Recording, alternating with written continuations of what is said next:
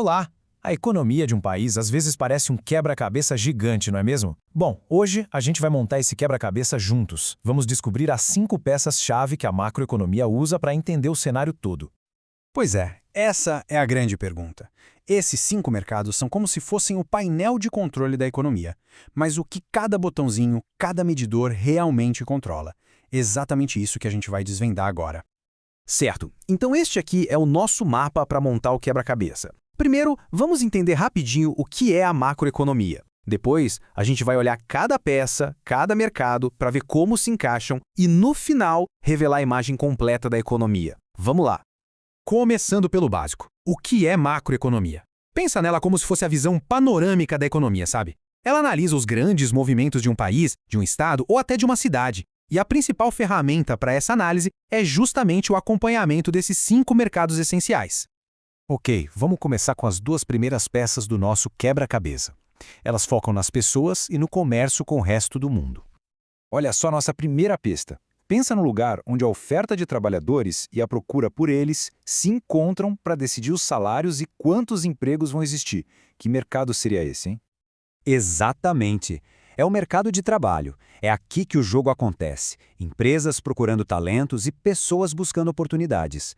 A dinâmica desse mercado define não só os salários, mas também aquelas taxas de desemprego que a gente sempre ouve no jornal.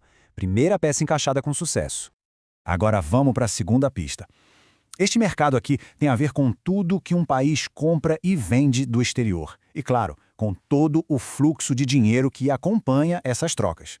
E essa peça é o mercado de divisas. É o ponto de encontro do real, do dólar, do euro, de todas as moedas. A taxa de câmbio, que é o preço principal negociado aqui, é o que faz o comércio internacional gerar. Beleza, vamos agora para as próximas 2 peças do nosso quebra-cabeça que vão explicar como o dinheiro e o crédito circulam na economia. Então, a próxima pista, imagine um equilíbrio. De um lado, o quanto de dinheiro as pessoas e as empresas querem ter na mão, do outro, o quanto o Banco Central coloca disponível no sistema. O resultado desse equilíbrio define uma coisa crucial, a famosa taxa de juros. E aqui, olha que interessante, tem uma dica de ouro. Quando a questão fala em moeda, a resposta quase sempre vai apontar para o mercado monetário. É uma palavra-chave que, nossa, simplifica tudo. Fica a dica. E a resposta é o mercado monetário.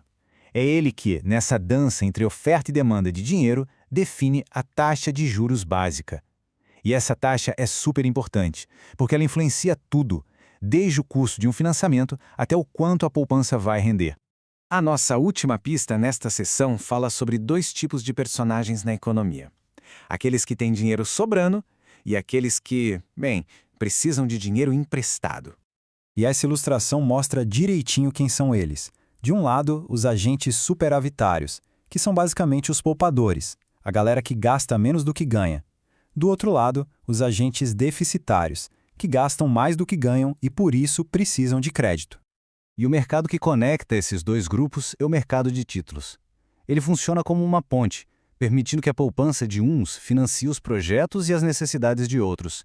Tudo isso através da compra e venda de títulos. E agora chegamos à peça final. E essa talvez seja a peça que a gente mais sente no dia a dia, porque ela lida com absolutamente tudo que a gente produz e consome. Vamos ver qual é? A pista final fala do mercado que mede 2 coisas bem conhecidas: a produção total de um país e a variação geral dos preços que pagamos por tudo. E essa última peça é o mercado de bens e serviços. Ele é o grande palco onde a gente vê o resultado de toda a atividade econômica, medido pelo famoso PIB, e onde a gente sente no bolso os efeitos da inflação ou da deflação. Pronto, todas as peças no lugar. Agora que a gente já identificou cada uma delas, o passo final é ver como elas se encaixam para formar essa imagem completa e super dinâmica da economia. E aqui está, a imagem completa. O nosso quebra-cabeça montado revela um sistema totalmente interligado. A gente tem o mercado de trabalho definindo empregos, o de divisas cuidando do comércio exterior, o monetário ditando juros, o de títulos conectando o crédito e o de bens e serviços medindo a produção e os preços. Nenhuma peça funciona sozinha. E essa é a grande sacada. Nenhum desses mercados existe numa bolha. Uma mudança no mercado monetário, por exemplo, afeta o mercado de bens, que por sua vez impacta o mercado de trabalho e por aí vai. É uma rede complexa, dinâmica, tudo conversando o tempo todo. Para a gente fechar, fica aqui uma reflexão. como uma decisão sobre a taxa de juros, que parece uma coisa tão distante, viaja por toda essa rede de engrenagens e acaba afetando algo tão concreto como o preço do café que se toma todo dia. Pensar sobre isso é ver a macroeconomia em ação, conectando o global ao nosso cotidiano.